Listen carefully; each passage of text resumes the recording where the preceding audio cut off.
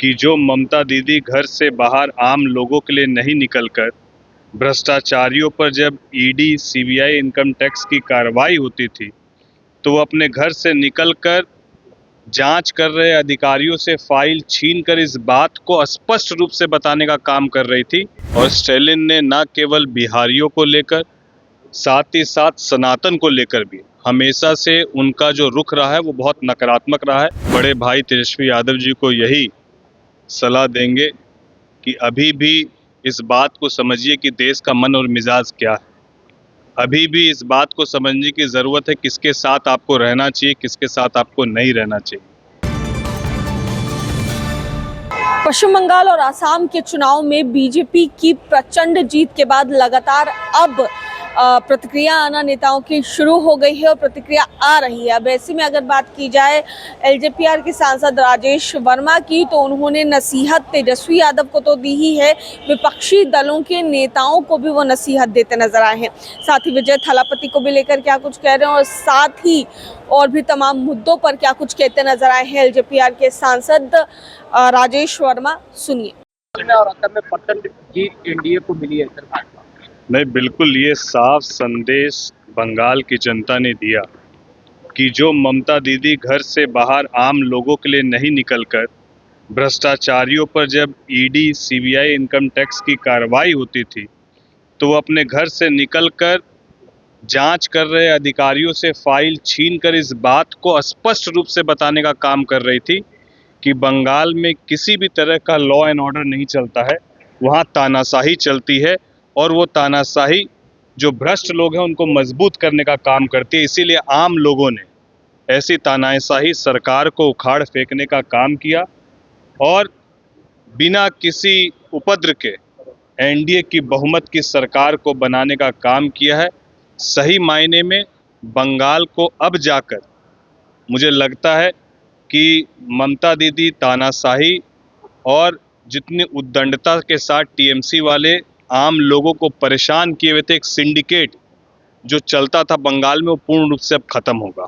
तमिलनाडु में जिस तरीके से स्टालिन को हराकर विजय थालापति ने प्रचंड जीत हासिल किया, नहीं, बिल्कुल हम लोग सब इसके लिए उत्साहित हैं और स्टालिन ने न केवल बिहारियों को लेकर साथ ही साथ सनातन को लेकर भी हमेशा से उनका जो रुख रहा है वो बहुत नकारात्मक रहा है और जनता ने उसको भी स्पष्ट रूप से नकारने का काम किया।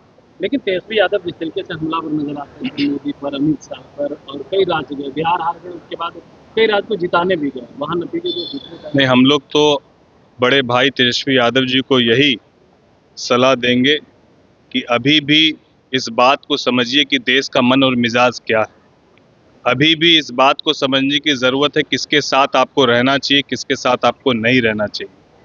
तो ऐसे अलायंस का हिस्सा बनकर अगर आगे वो चाहते हैं कि 25 से और नीचे आ जाएं तो बिल्कुल ऐसे अलायंस का हिस्सा रहें। और यदि लोगों के नब्ज़ को और राजनीति के नब्ज़ को समझते हैं तो इस बात को समझिए कि देश का रुख किस तरफ है और उस तरफ अपना रुझान करने की आवश्यकता है। एसआईआर, ईवीएम फिर से मुद्दा उठने लगे हैं अब। वो तो हर बार उठेगा। ये घिसी पिटी राजनीति है, इनके घिसी पिटे बयान हैं। कुछ राज्यों में जहां पर एनडीए की सरकार बहुमत की नहीं बन पाई तो उसमें आप क्या कहेंगे। तो ये जब इनकी सरकार बन जाती है, जब ये बहुमत में आ जाते हैं तो सब ठीक रहता है, जब नहीं आते हैं तो ईवीएम को दोषने का काम करते हैं। इनका पुरानी रणनीति। राजेश वर्मा जी, एक सवाल है, आप हॉस्पिटल में गए थे, आपका वीडियो सोशल मीडिया पर वायरल हुआ, लापरवाही दिखी, दवा फेंकी थी, क्या कुछ मामला था?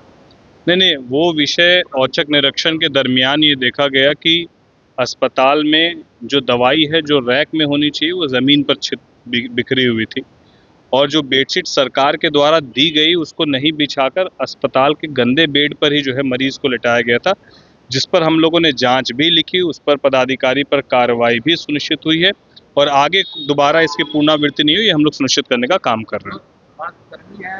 नहीं, बिल्कुल स्वाभाविक सी बात है। मैंने इस बात को भी कहा कि सरकार अपने तरफ से 100% चाहती है कि जनता को लाभ मिले, लेकिन कुछ एक पदाधिकारियों के कारण, कर्मचारियों के कारण सरकार की छवि खराब होती है। विक्रमशिला पुल जो है वो गिर गया है। नहीं, बिल्कुल तेजस्वी यादव क्या बोलेंगे इस विषय पर, जबकि वो पुल जो है उनके ही हमारे आदरणीय लालू यादव जी और राबड़ी देवी जी के कार्यकाल में बना हुआ पुल है। यहाँ ये विषय होना ही नहीं चाहिए किसके कार्यकाल में बना है, नई कार्यकाल में बना है। यहाँ विषय ये है कि जिस भी कारण से उसका रिपेयर या मेंटेनेंस ठीक ढंग से नहीं हुआ, जो भी उसमें लापरवाह पदाधिकारी हैं उस पर कार्रवाई 100% सुनिश्चित पकड़ा जाता है, बड़े के ऊपर सब पर कार्रवाई होगी। मुख्यमंत्री जी किसी को छोड़ने वाले नहीं है, सम्राट चौधरी जी की सरकार। ठीक। तो सुना आपने क्या कुछ कहते नजर आए हैं राजेश वर्मा और किस तरीके से बीजेपी की जो जीत हुई है पश्चिम बंगाल में और आसाम के चुनाव में उसको लेकर भी अपनी बातें रखते नजर आए। वहीं विजय थालापति की भी तारीफ करते नजर आए, तेजस्वी को नसीहत देते नजर आए हैं और जो विक्रमशिला सेतु गिरा है, ध्वस्त हो गया है, इसको भी लेकर क्या कुछ कहते नजर आए हैं राजेश वर्मा खगड़िया के सांसद। तमाम बातें आप सुन रहे थे। कैमरा पर्सन बबलू के साथ मैं दक्षा प्रिया, दर्श न्यूज़ पटना।